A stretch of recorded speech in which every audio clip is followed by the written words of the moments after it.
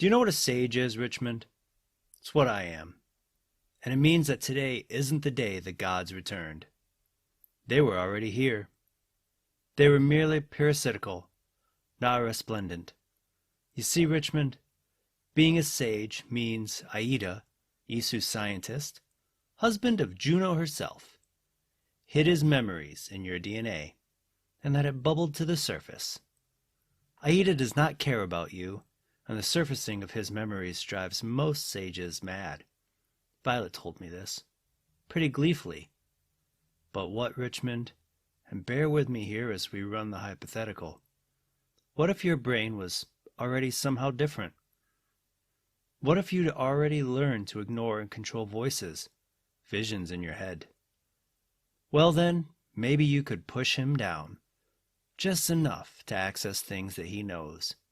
And taking apart a lock like this would be like taking apart Duplo for him. What then, Richmond?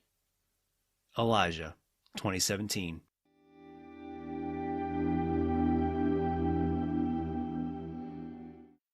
Hello, I'm Andrew, and I want to welcome you to Visions of the Past, a podcast all about the lore of Assassin's Creed. This is episode 77, and today we're going to talk about the sage known as Elijah. First alluded to in a database entry in Assassin's Creed Syndicate, Elijah has only appeared in the comic Assassin's Creed Uprising, and has a few paragraphs dedicated to him in the second edition of the Assassin's Creed Essential Guide. Born sometime around 2005, Elijah was found in October 2015 when his mother took him to an Abstergo clinic in New York. Unknown to both Elijah and his mother, this allowed for the Templars running the clinic to collect his DNA, which revealed him to be a sage with the exact same paralineal line as Desmond Miles. This revelation led Alvaro Grammatica to want to kidnap the boy and, in his own words, strip him for parts. Isabel Ardant, on the other hand, wanted to put him in an Animus for the next 50 years to learn from his genetic memories. And because Elijah was considered an asset under Ardant, she chose to wait until the time was right, but also to keep an eye on him. Later in that year, Elijah was kidnapped by a member of the Instruments of the First Will, who went by the name of Richmond. Breaking into the home, Richmond killed Elijah's mother before abducting him from his bedroom. Sometime before February 2017, Elijah was told of his true nature and the potential that he had, with Richmond assigned to take care of Elijah, though none of them knew that he had overheard the murder of his mother. In February of 2017, Elijah was taken with a group of the Instruments, who ambushed a cell of assassins in Hong Kong who were looking for information on Abstergo's Phoenix project. During the ambush, Elijah sat on a desk while eating an apple, but spoke to the assassin Charlotte de la Cruz like they had known each other. The following month, Elijah was then at a gathering of the Instruments that was called after Juno had found that the Koh-i-Noor was in Spain. When presented to the crowd, Violet da Costa expressed a thought to Juno, that Elijah was his father's son, and that he should be in a cage, as Desmond was, in her eyes, prone to betrayal. Juno dismissed this, stating that he was happy to be a cog in her machinations. When Violet was given the location of Grammatica's secret lab, where he was working on the Phoenix project, by Otto Berg, the Instruments went there with Elijah and another prisoner, Andre Bolden. Their goal? To use Grammatica's work on the Phoenix project to create a cloned body for Juno. To create this clone, Grammatica took stem cells from Elijah's bone marrow while he was still conscious. Less than a day after this procedure, Elijah broke free from his restraints and killed Richmond, telling him how he heard Richmond kill his mother, and that since that moment, he had been waiting for the moment that they would all die. As Elijah snuck into Grammatica's lab where the cloned body of Juno was getting ready to kill Charlotte de la Cruz, after the latter had infiltrated the lab during an attack from her assassin cell, along with Otto Berg. Using the Koh-i-Noor, Elijah saved Charlotte, and explained that the memories of Aida that was inside him recognized what was in her, and that the Koh-i-Noor linked them together. Using the artifact together, Charlotte and Elijah was able to guide the rest of the assassins to where they were in the building, and then used it to distract Juno from attacking everyone by forcing her to see the long-dead Isu Consus. Lashing out with her new powers, Juno tried to kill Consus, but instead caused the building to start to collapse, accidentally killing Grammatica with falling debris. Ordering Elijah to give her the artifact, Juno was unaware that Charlotte was coming up from behind, which ended with the death of Juno when Charlotte thrusted her hidden blade through the back of her neck. Just before her death, Elijah told Juno to die, and when she called for her husband, Elijah swore to her that he is a ghost in the wind, and that her line ended with the death of her cloned body. After the death of Juno, Elijah escaped alone with the Koh-i-Noir, as Otto Berg set off a bomb that destroyed Juno's body, the Phoenix Project, and presumably killed Charlotte de la Cruz in the process. Believe it or not, that's all that we know about the sage known as Elijah. Interesting thing about Elijah is that I used to be like Alvaro Grammatica and refer to him as Elijah Miles, because the DNA tests that we are aware of point to him as Desmond's son. But recently, I stopped doing that, and the reason is quite simple. He's not really a Miles. He was raised by a single mother and never knew his father, meaning that most likely he would have had his mother's surname. Something else interesting that I found while researching this podcast was what it meant for Elijah to have the same patrilineal line as Desmond. Patrilineal line is essentially the trace of your fathers that you have, all the way back to the beginning of time, or your father's fathers, fathers' fathers, fathers' fathers, etc., etc. The same goes for your matrilineal line, but instead of fathers, it would be mothers. This differs from the word paternal, as paternal means everyone on your father's side instead of the straight line of fathers. So when it is said that Desmond and Elijah share the same patrilineal line, it means that they share the same men along the father's line. Without going too much into DNA genealogy, what this means is that the locations that we are told about, 19th century American Midwest, 18th century American Revolution, 16th century Ottoman Empire, and the 15th century Italian Renaissance, are not the ancestors that we know about in these locations, because we know that Desmond is descended from Ezio's daughter Flavia and Ratacahetan's daughter Ianahote, putting them on the paternal side of the family, but not along the patrilineal line. I know that a lot of people will immediately think that they know the people based on the location, and that's what you're meant to think. It's just, it isn't how science works at this point, which, as my wife pointed out when I told her, covers less than half of your ancestry. It actually covers much less than half of your ancestry. With the genealogy science aside, I think Elijah is an interesting character. He's a sage with the added benefit of Desmond's genealogy, which allowed him to keep his own mind instead of succumbing to Aida's memories, like most of the sages that we know about. He also was seen last with the Koh-i-Noir, which sometimes is viewed as the most powerful piece of Eden, and one that is capable of locating other pieces of Eden. This can allow for a story to go in so many different directions. And it's in that thought as why I wanted to talk about him today. Over the last few weeks, I've been thinking about how the first Assassin's Creed could be remade as an RPG, as so many fans have come to the series with the new style, but have yet to play the story of Altair because of how the story was told. I've been thinking that the best way to do this, and Ubisoft, you can have this idea for free, but it isn't remastering the game or upgrading what we have, but to retell Altair's story through Elijah, and instead of having him use an Animus 1.28 like Desmond did, have him use something like the mobile Animus HR 8.5 or something newer. But if we did that, the first question that would need to be answered is, why is Elijah in an Animus? Well, there could be multiple reasons for that. He could have been caught by Abstergo, or the instruments of the First Will, or maybe even his grandfather William.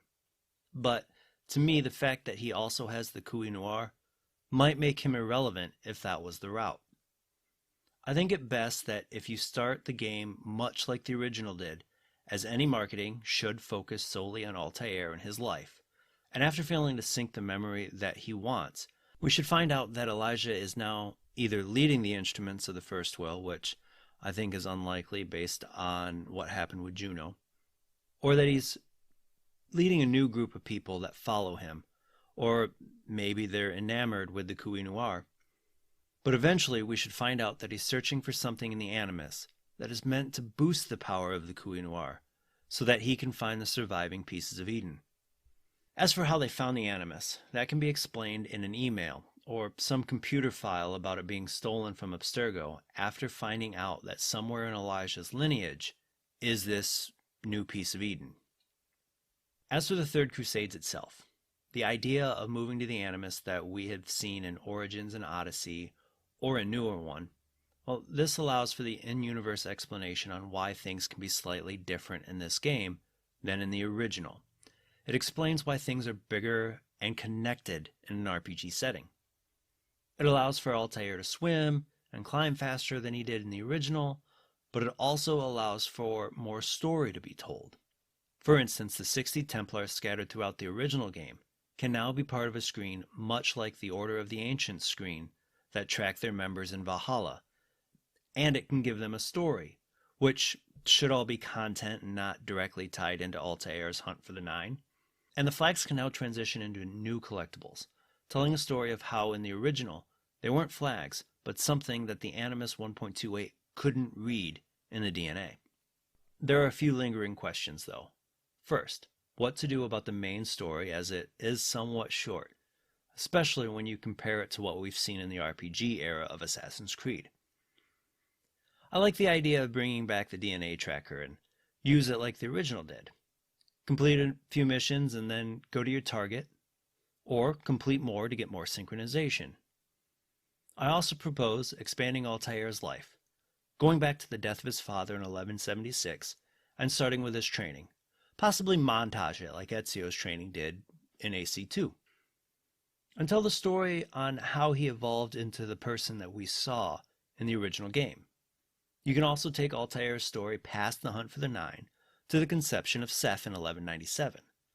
This expansion also allows for the retelling of the games Assassin's Creed Altair's Chronicles and Assassin's Creed Bloodlines, as they take place in 1190 and 1191 respectively, and to add new parts of the story like Altair finding a new piece of Eden that Elijah is looking for. I'd originally thought about showing some of Seth's life or the life of Seth's daughters, but as it was pointed out to me by one of my close friends, that could lead to the player not connecting to who they were playing as, and you would essentially be asking them to build more than one character, and that is better to do in a full linear game. Side missions I think are also fairly straightforward to port over.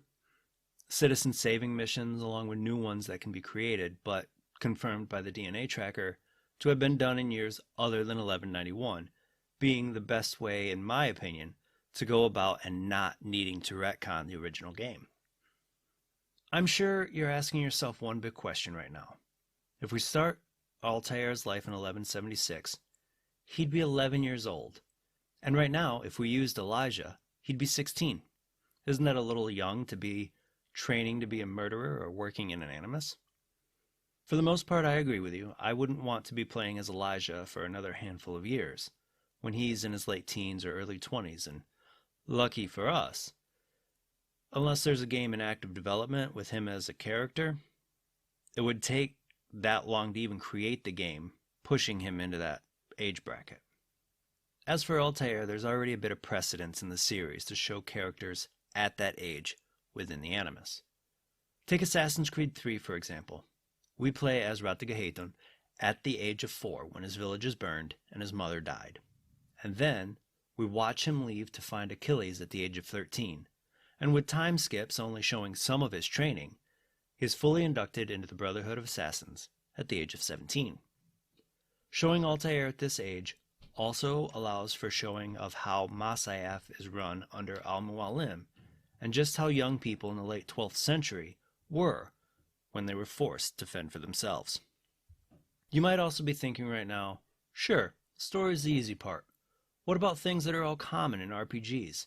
Things like a large map, multiple weapon styles, armor, and dialogue choices. Well, all of that can tie back into the Animus and the return of the DNA tracker. The map is the easy one. Based on what we know of Altair's life during this time, he went as far north as Aleppo. The map is the easy one. Based on what we know of Altair's life, he went as far north as Aleppo, Syria, and as far south as Jerusalem, Israel.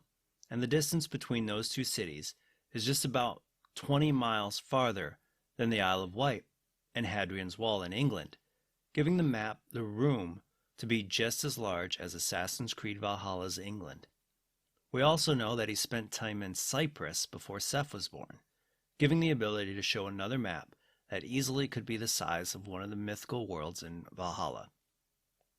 What about weapons and armor, since we know Altair preferred to use a sword, a short sword, and throwing knives as weapons, and he always wore his assassin robes?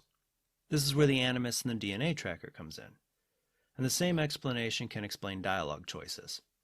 I assume that during training, Altair would have trained with multiple styles of weapons, eventually leading him to prefer the swords and throwing knives. If you introduce the new styles of weapons, you can use the Animus as an explanation on why we can use weapons that he didn't use while on missions. Same goes with armor. We have seen more and more weapon and armor sets introduced that can only be explained as Animus hacks anyway. I'm looking at you, exotic Helix Door sets. But this, of course, can lead to many more asking, well, what really happened? That's where the DNA tracker comes in. It can be used to track not only what missions you've done, but how you've done them, giving more synchronization to how Altair would have done them. For instance, if a target was killed with a hidden blade and you used a spear in the middle of the market, you should have less sync. Same goes as if you were wearing some exotic armor. But the biggest thing that should affect synchronization is the dialogue, because that is how you can truly judge his story. Without telling users what Altair actually said, you should give the user choices, and then depending on how close they were to what Altair actually said, you'd get more sync. This would allow for multiple playthroughs and to show how the simulation can change within the Animus. All it really takes to explain how the Animus can do this is one line of dialogue, one email that explains how the simulation within the Animus can be manipulated and it can fit into the existing lore. All of this doesn't even go into how you can tie Elijah as a sage into the narrative. Though for me, I would wait until you have an Elijah sequel to do that. Explain that the memories coming out are because of the bleeding effect, that it's making it harder and harder for Elijah to keep them buried. I think with enough time and dedication to the explanation that what we see in the Animus is a simulation of history that can be manipulated, almost anything is possible. But what do you think about Elijah and the idea of using him to retell Altair's story? Let me know over on Twitter at visions_AC. And if you're interested in hearing about my thoughts on an Elijah sequel, let me know that too. Thank you for joining me today. Be sure to tune in every Tuesday for new episodes. If you love stories about Assassin's Creed lore, please follow this podcast on Apple Podcasts, Spotify, or your favorite podcasting platform, and tell your friends about this podcast. If you have any questions about Assassin's Creed or topics that you'd like me to cover, please feel free to hit me up on Twitter and Instagram at visions_AC, and you can find those links in the show notes below. Until next time, my assassin friends, make sure to follow the Creed, and to those Templars listening, may the Father of Understanding guide you.